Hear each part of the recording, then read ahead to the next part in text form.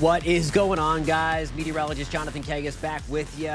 Another edition of News 6 Weather Live at 9:30. We're here with you every Monday through Friday at 9:30 to talk about the weather. And boy, it is cold out there right now. And the Florida forecast portion of the show, we are going to talk about the coldest air in years settling in tonight. We've been highlighting this for about a week or so, coming through that this would likely rival the coldest of the season and the coldest in years going back to Christmas Day of 2022. So some big time cold air, several degrees colder than what we felt so far this season. We're going to get into that part of the forecast. We'll take you county by county and break down who needs to be worried about some pipes.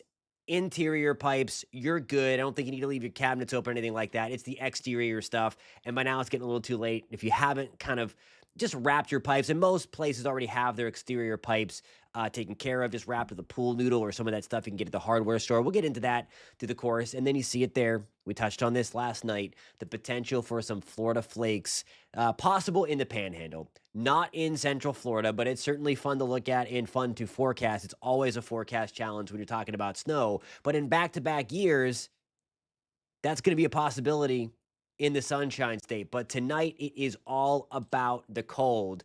And we have temperatures now at 46. Real quick, last night, by the way, we're coming at you live on News 6 Plus and on the News 6 YouTube page. So remember we made this Post-it note. Okay, we said last night, let me see if I can focus that.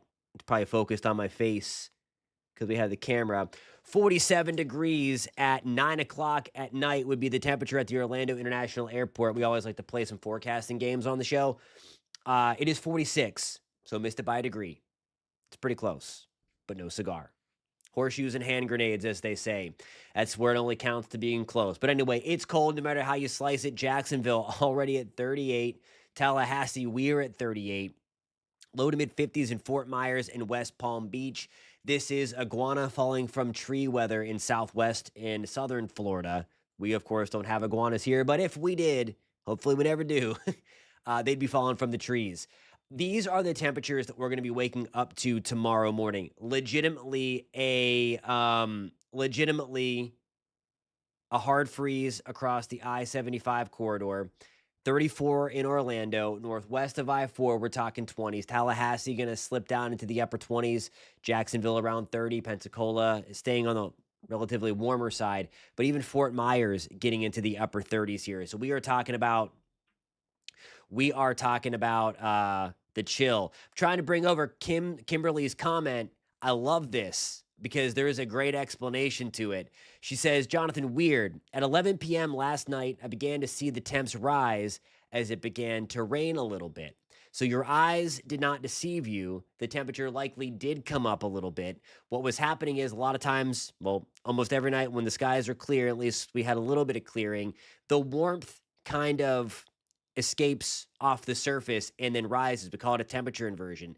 The other thing we had is those clouds rolled in a little bit. We do still get solar radiation from the sun warming up those clouds. So it is a little bit warmer above your head in that case. So as it rained, it mixed down some of that warmer air at the surface to the surface from a couple thousand feet above your head.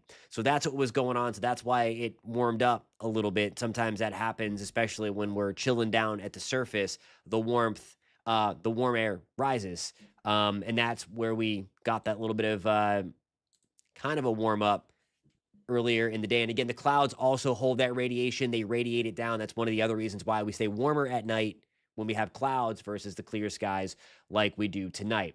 Temperature change over the last 24 hours, anywhere from 10 to 15 degrees compared to where we were last night at this time. Again, that put us near 60 at this hour last night. In last night at this time, Kimberly, they 100% were out of the south, out ahead of the front. So we were pumping in the warmth. That's why we talked about last night that the morning was going to be much warmer than, say, about lunchtime, because the winds also came through, and those have been significant. So a couple of things about the wind. So there's our cold front from this morning that is delivering us the colder air. It's down now into Cuba, to the Bahamas, off the eastern seaboard. We have high pressure over Louisiana. We will gradually watch those winds back off over the next couple of hours. Behind these cold fronts, it stirs up the wind. What we call the pressure gradient increases because we have high pressure relatively close to low pressure. It increases the wind behind that front. That chunk of high pressure, it is going to move pretty much right over north central Florida by the time we wake up tomorrow morning. So it's going to do a couple of things. It's going to calm the wind a little bit when we wake up. So the wind chill is probably going to be the worst over the next, probably to about 2 or 3 o'clock in the morning. And then the wind backs off. But as we calm the winds and keep our sky clear, because that chunk of high pressure, the warmth, again, if you want to call it that, any warmth generated near the surface radiates back up into the atmosphere more efficiently. So we had the cold air advection. That was part of the trivia question on Tuesday. That is what we had behind the front today and what we have going on right now. Tomorrow morning, we're going to have more of that radiational cooling that's going to send that warmth kind of packing up into the higher atmosphere. And when it's calm like that, it really doesn't mix back down all that well. I guess this is a good rebound. I mean, when you're starting in the 20s and 30s and you make it back to the upper 50s to around 60, that's pretty good, right? That puts most of the Florida Peninsula below where we should be. The blue box is, again, representing where we are below normal. So Pensacola, congratulations. You're going to be above normal tomorrow in the low 60s. Vero Beach is going to be at 64. Orlando, again, hanging around 60 degrees. But we have the secondary front coming through. So you're focused on this guy right here. That's front number 1. But there's front number 2, and it's already working toward Minnesota or through Minnesota, back toward Omaha, Nebraska, northwest Iowa, into Kansas and Nebraska. This one is going to send a reinforcing shot of some colder air back down. Like the Arctic is wide open right now, and all of the cold air is going to be spilling over the poles. And the reason for that is this tells the weather story perfectly, this upper level pattern. With this big chunk of high pressure over the west, over the Pacific Northwest, over California, the desert Southwest, it pumps up the warmth in that direction. But then it also helps to guide, you see this kind of dip in the jet stream, or this big kind of trough of these blue and purple colors spilling from the North Pole, the Arctic Circle, all the way down. The gates to the Arctic are literally wide open. Now, again, we're not talking about 20, 30, 40 degrees below zero like it is up there. The air mass modifies significantly, especially with the lack of snowpack. It warms up, relatively speaking, again, because it is quite cold outside. But nonetheless, we have that direct line back to the Arctic, and it stays like this until we get in to Wednesday, maybe Thursday of next week. So the cold shots are going to keep on coming, and we are going to talk about that in particular, the second cold front, which could bring a little bit of snow to the Florida Panhandle and parts of the southeast United States. We're going to have the latest on that coming up in just about 3 minutes. Post in the comments where you're tuning in from, and I'll catch you in about 3 minutes.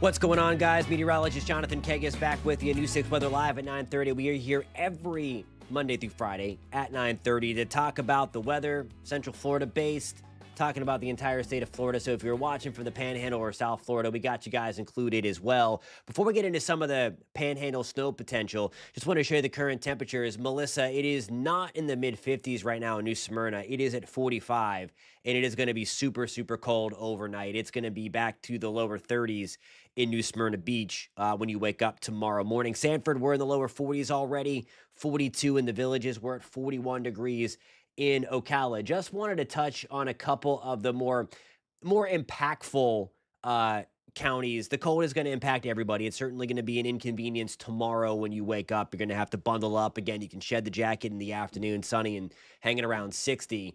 But nonetheless, we're going to be waking up in Marion County to air temperatures in the mid-20s. Hard freeze coming. That means 28 degrees or colder. So this is where I've been worried about the pipes, where most of us are not going to have to take action on the pipes, but certainly you do in Marion, Sumter, and then the northern half of Lake and extreme interior Volusia. Probably to Pearson, Lake Catherine. I would make sure to have your pipes wrapped. And if you do happen to have a thermometer at home, I would love to know. Some guys are already doing it. Kimberly, 38 where you are, 43 in Union Park. Thank you a ton for that report. I love getting your weather reports. It's one of the reasons why I love this show so much, because you guys are the eyes and the ears in the field.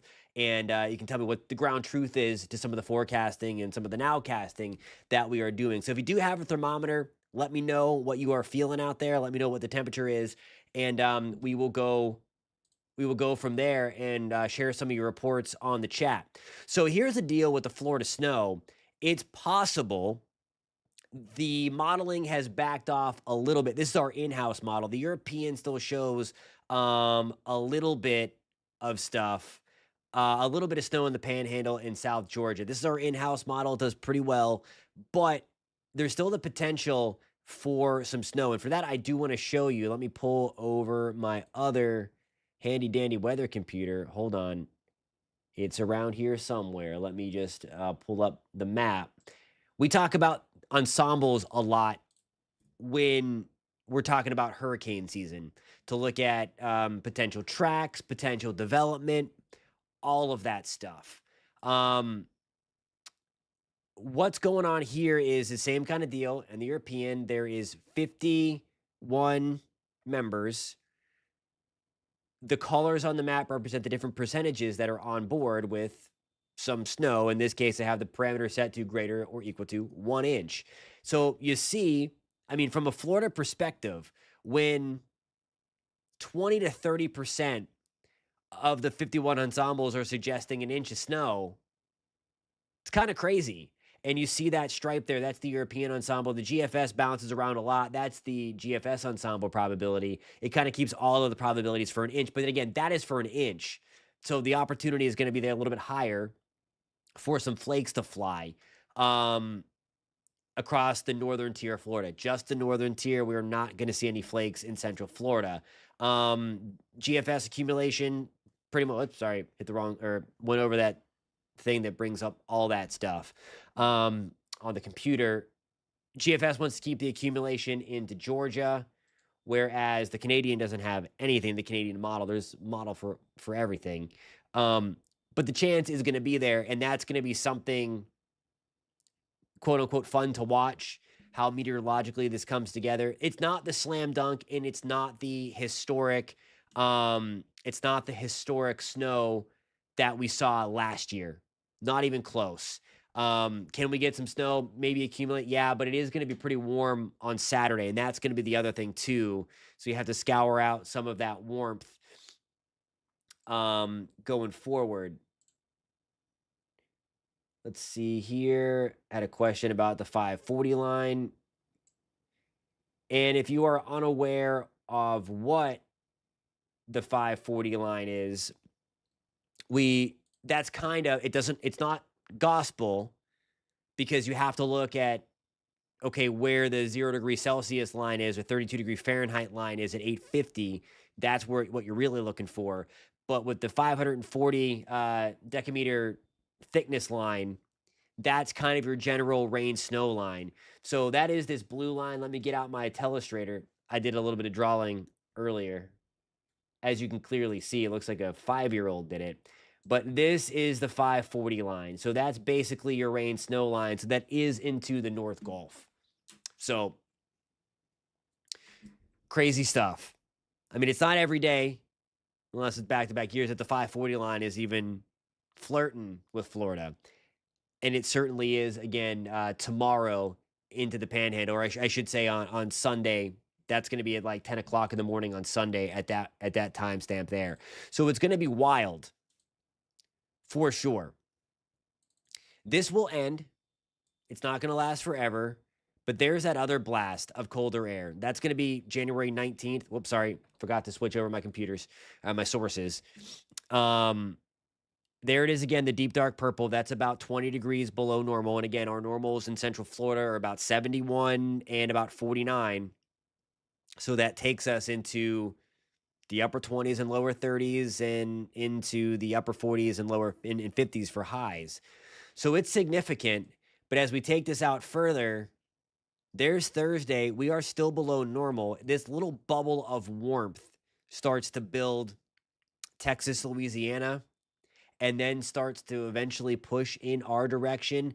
But seriously, it's been a while since we've had not only this cold, but since we've had an extended round. We'll get a little break on Saturday afternoon, right around 70.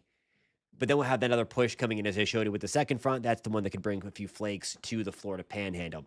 Alrighty, guys, I have to get my second break in. Keep posting in the comments what the temperature is where you are. Yes, Jody, it looks like I meant to thank you for bringing that back up again. I meant to get to that. I did some digging during the break, and it is for traffic mitigation. So it's not weather related. It's not weather related in Miami, that delay that is popping up there. I guess there's just a lot of air traffic. Maybe people from the north trying to escape the cold. Little do they know, it's pretty cold here. So it's a shame if you are visiting and wanted to escape. I mean, again, 60 in Florida and then 70 on Saturday. It's going to beat 30s and cloudy from the north if you're vacationing down here. Alrighty, guys, a little over my break time. I have to hit that. We'll be right back in a few minutes. Keep posting in the comments. I'll catch you in 3 minutes.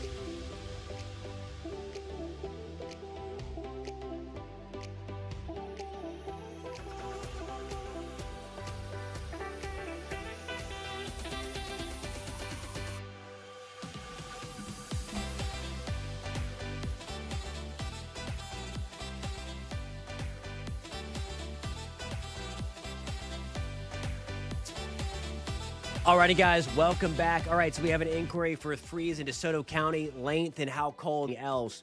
We are going to see that secondary push of cold come in Sunday night. That'll get us back down into the low to mid 30s as well. And then we're going to start to pull back out of the chill as we get into Thursday-ish of next work week. So it's going to take a while to pull out of it. We will get a little bit warmer on Saturday. So Saturday is looking like a very nice day after a cold start. Okay, the inquiry about snow in I don't know that you should be expecting snow in Tallahassee on Sunday. There is an opportunity for it. It's a nuance. It's not a slam dunk like last year's was because we are going to warm up so much on Saturday. So we have to get rid of that colder air. The moisture is not present ahead of the front where the cold is, or behind the front, I should say, where the cold is. But nonetheless, I do think there's the opportunity, maybe for not accumulation, but for some flakes. Really, I would say Lake City and northwest, or Tallahassee, maybe Pensacola. So we're going to be watching that. It's going to be something fun to watch from a forecasting perspective. Of course, never want anything to fall down and make things kind of slick. It still looks like the end of January does look nice. I do think as we get towards January 24th to maybe the 28th, we warm things up nicely. So we should end January, if you like the warmth, on a much warmer note than where we've been. Anyway, hope that helps. Alrighty, guys, stay warm out there. It is cold. I have to wrap things up. We're heading to the top of the show, News 6 at 10, so I have to do my running to the studio, getting my steps in. We're coming at you live on News 6 at 10 on News 6 Plus, so keep it parked right there in your hopefully very warm, easy chair if you have News 6 Plus turned on. And you know what I always say, just keep it parked there. If you're on YouTube, same channel, different thumbnail, News 6 at 10, and I will see you guys in a couple of minutes, and we're going to talk about how cold we got overnight. It's like Christmas morning to me, verifying the forecast to see how cold we went, and we'll obviously have the latest on that Florida Panhandle snow potential as well, if you're interested in that. If you're finding us for the first time, we're here every Monday through Friday at 9:30. We talk about the entire state of Florida and then some of the bigger things going on across the country and have different themed nights. If you like that stuff and if you like talking weather, would love to have you on board. Hit that subscribe button, and I hope to see you guys tomorrow night, and of course, during hurricane season, which I can't even believe I just said that word right now. We get all into that and separate kind of the trash from the truth. Know a lot of new people are on tonight, so great to meet you guys, and I will catch you guys tomorrow night, hopefully, if you come back, 9:30, Monday through Friday, News 6 Plus, and on the News 6 YouTube page. Have a great night. Stay warm.